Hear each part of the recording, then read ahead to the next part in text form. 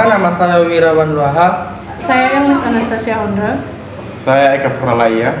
Saya Dia Purnamasari Putri Sulung Gulela. Kami merupakan mahasiswa-mahasiswi Universitas Nias Raya, Fakultas Ekonomi dan Bisnis, Prodi Manajemen. Adapun tujuan kami membuat video ini yaitu untuk membahas tentang hukum bisnis properti Indonesia yang diasuh oleh Bapak Kristumanjaya Mendrova, mata kuliah hukum bisnis. Berikut pembahasannya. Baik, terima kasih atas kesempatan yang diberikan kepada saya untuk menjelaskan materi hukum bisnis properti Indonesia bagian 1, yaitu jual beli properti. Jual beli properti merupakan suatu kegiatan ekonomi bergerak di bidang bisnis properti yang dapat menghasilkan suatu atau beberapa perjanjian. Objek dari perjanjian tersebut adalah berkenan dengan peralihan atau jual beli atas hak milik atas tanah, dan juga pembangunan disebut juga sebagai real property. Peristilahan dalam transaksi bisnis properti dikenal secara umum dan pelaku usaha sendiri, yang dimana dapat berfungsi sebagai pengganti dalam proses negosiasi dan pembuatan perjanjian hingga proses peralihan hak atas tanah dan juga bangunan yang di atas tanah tersebut. Pembangunan yang meningkat, maka meningkat pula kebutuhan akan tanah, baik dalam fungsinya sebagai pemenuhan secara individual atau perorangan maupun untuk kebutuhan pembangunan. Semakin meningkat kebutuhan akan tanah, mendorong pula keinginan mempunyai jaminan yang kuat atas penggunaan tanah tersebut. Dalam hal ini, hak milik sesuai dengan peraturan perundang-undangan sebagai hak yang terkuat dan terpenuhi. Mengingat bahwa pengadaan perumahan bagi masyarakat tidak dapat sepenuhnya dilakukan oleh pemerintah sendiri melalui perumahan nasional, karena di sini melalui kebijakan pemerintah memberikan kesempatan untuk pihak swasta untuk ikut serta berperan dalam pembangunan, yang dimana diberikan kewenangan pemerintah kepada pihak swasta untuk dapat menyelenggarakan pembangunan perumahan guna memenuhi kebutuhan perumahan bagi masyarakat, yang dimana ditetapkan dalam peraturan 1 rumusan pasal 20 Undang-Undang Nomor 5 Tahun 1960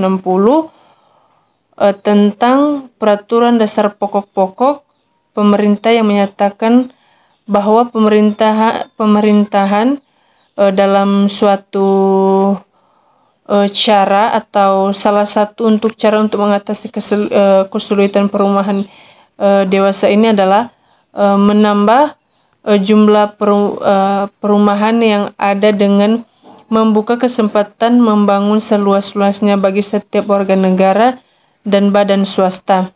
Di samping pembangunan yang diselenggarakan oleh pemerintah, serta memberikan kebebasan si pemilik untuk menepati atau mempergunakan rumah yang dibangun itu baik untuk diri sendiri maupun orang lain.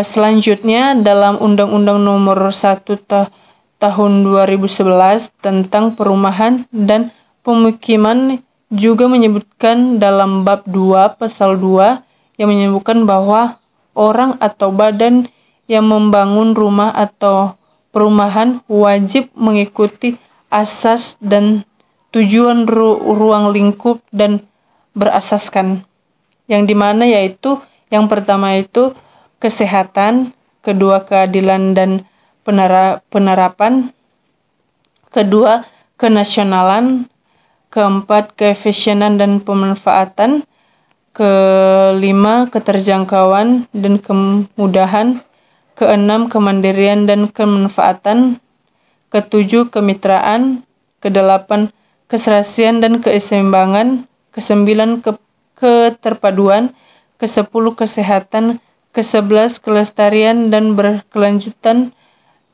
dan yang ke-12 keselamatan, keamanan, ketertiban dan keperaturan.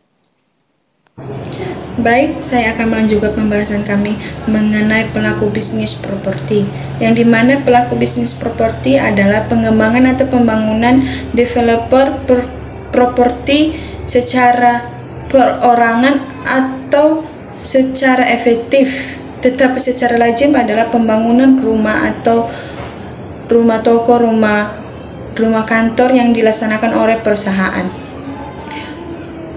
Adapun pelaku bisnis properti yang semakin menjanjikan membuat banyak orang tergiur untuk merasakan manisnya bisnis ini, dikarenakan bisnis ini sangat mudah, tanpa modal pun kita bisa membuka bisnis jika kita memiliki kemauan atau keyakinan yang gigih untuk terlibat dan bersaing di pasar properti.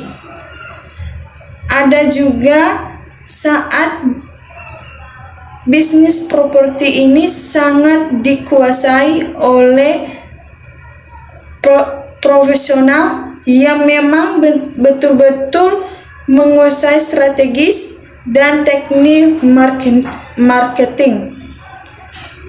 Tetapi jika kita mempergunakan atau mengembangkan lagi bisnis properti ini, sangat berguna untuk ekonomi juga, dikarenakan bisa membantu di kalangan ibu rumah tangga, PNS, bahkan pegawai swasta yang bisa menjadikan bisnis ide job yang menghasilkan banyak uang. Kedua, transaksi jual beli yang dituangkan dalam bentuk perjanjian yang bersifat tertulis yang dihadapi oleh PPAT, pejabat pembuatan akta tanah, yang dimana juga transaksi ini sangat dianggap penting dalam berbagai perjanjian transaksi jual beli, apalagi yang sekarang di PPAT, pejabat pembuatan akta tanah, dikarenakan jika tidak memiliki transaksi jual beli, maka pemerintah bisa menolak pembuatan akta tanah tersebut. Demikian pembahasan saya. Terima kasih. Pada pembahasan ini, saya akan menjelaskan masalah-masalah yang sering terjadi dalam kegiatan jual beli properti di Indonesia. Masalah-masalah tersebut bisa berupa 1. Keterlambatan serah terima properti. 2. Rumah atau properti yang belum jadi atau belum dibangun sama sekali. 3. Fasilitas properti yang kurang atau belum ada. 4. Sertifikat properti yang belum pasti. 5. Mutu atau kualitas properti yang rendah. Dan yang keenam, pengingkaran janji. Baik, saya akan menjelaskan pada masalah pertama, yaitu keterlambatan serah terima properti. Keterlambatan serah terima properti ini bisa terjadi karena adanya kesibukan yang menyebabkan baik itu pihak developer maupun konsumen tertunda untuk melakukan serah terima dari kegiatan bisnis properti yang telah disepakati. Atau juga, keterlambatan serah terima properti ini bisa terjadi karena bangunan atau fasilitas yang belum jadi, yang mengakibatkan terjadinya perubahan jadwal dalam serah terima properti. Masalah yang kedua yaitu rumah atau properti yang belum jadi atau belum dibangun sama sekali. Masalah ini bisa terjadi karena kelalaian pihak developer dalam pembangunan properti atau lokasi yang belum ditentukan sehingga pihak developer kesusahan dalam pembangunan properti. Maksud dari lokasi yang belum ditentukan ini adalah konsumen menyerahkan kepada pihak developer dalam pencarian lokasi pembangunan, namun masih dalam keinginan konsumen. Masalah yang ketiga yaitu fasilitas properti yang kurang atau belum ada. Masalah ini bisa terjadi karena pihak developer mengalami masalah dalam penyediaan fasilitas properti sehingga properti yang dibangun mengalami kekurangan fasilitas, ataupun hanya bangunan saja yang ada sedangkan fasilitas properti tidak tersedia. Masalah yang keempat yaitu sertifikat properti yang belum pasti. Masalah ini dapat terjadi karena tanah atau bangunan yang akan dibangun sebagai properti tidak memiliki sertifikat, sehingga pihak developer kesulitan dalam pembuatan sertifikat properti, sehingga konsumen dan developer kesulitan dalam serah terima sertifikat properti. Masalah yang kelima yaitu mutu atau kualitas properti yang rendah. Masalah ini dapat terjadi karena pihak developer yang terlalu banyak dalam pengambilan profit atau keuntungan, sehingga modal yang dibutuhkan berkurang, yang mengakibatkan mutu atau kualitas properti atau fasilitas atau bangunannya rendah. Masalah yang keenam yaitu pengingkaran janji. Masalah pengingkaran janji ini dapat terjadi karena pihak developer membutuhkan waktu yang lebih lama dari janji atau kesepakatan yang telah disepakati, yang menyebabkan terjadinya pengingkaran janji, atau juga developer membatalkan kesepakatan yang telah disepakati. Dari pembahasan materi saya tersebut mengakibatkan pelanggaran hak konsumen. Sedikit banyaknya konsumen juga sering cuek atau diam saja pada hal-hal tersebut. Padahal secara jelas di Undang-Undang Nomor 8 Tahun 1999 dalam pasal 4 huruf G mengenai bahwa konsumen mempunyai hak untuk mendapatkan kompensasi, ganti rugi, dan penggantian apabila barang dan atau jasa yang diterima tidak sesuai dengan perjanjian atau tidak sebagaimana mestinya. Ganti rugi yang diberikan oleh pihak perusahaan properti ataupun developer haruslah proporsional dan adil dengan kelalaian dan wan prestasi atau pengingkaran janji. Ganti rugi juga dapat dilakukan dengan cara perbaikan fasilitas atau bangunan yang tidak sesuai kesepakatan. Sikap konsumen yang cuek dan diam saja juga dapat terjadi karena dilatar belakangi atau didukung oleh faktor yang masih kurangnya kesadaran konsumen, juga kurangnya penegakan hukum di Indonesia, khususnya mengenai perlindungan konsumen selaku pengguna jasa. Padahal, dalam pasal 2 Undang-Undang Nomor 8 Tahun 1999 tentang perlindungan konsumen yang dinyatakan bahwa perlindungan konsumen berasaskan manfaat, keadilan, keamanan, dan keselamatan konsumen, serta kepastian hukum. Demikianlah materi dan pembahasan saya mengenai masalah-masalah yang sering terjadi dalam kegiatan jual beli properti di Indonesia. Jika ada kata-kata yang kurang berkenan, mohon dimaklumi. Sekian dan terima kasih. Setelah saya membahas materi tersebut, sekarang saya akan membahas opportunity atau peluang dalam kegiatan jual beli properti di Indonesia. Peluangnya yaitu 1. Jumlah permintaan global akan properti sangatlah besar. Artinya adalah masyarakat yang membutuhkan jasa developer akan properti seiring berjalannya waktu akan semakin banyak atau meningkat, dan developer juga dapat memanfaatkan keadaan tersebut dengan meningkatkan harga properti tanpa mengurangi kualitas. 2. Terdapat potensi diversifikasi ke sektor lainnya seperti kos-kosan atau kontrakan. Diversifikasi adalah strategi investasi dengan meletakkan investasi ke beberapa sektor. Seperti yang sudah saya sampaikan tadi bahwa diversifikasi ke sektor lainnya seperti kos-kosan atau kontrakan. Nah, pihak perusahaan atau developer dapat memanfaatkan keadaan yang semakin banyaknya permintaan akan properti dengan melakukan hal-hal tersebut, seperti investasi atau membangun kos-kosan atau kontrakan.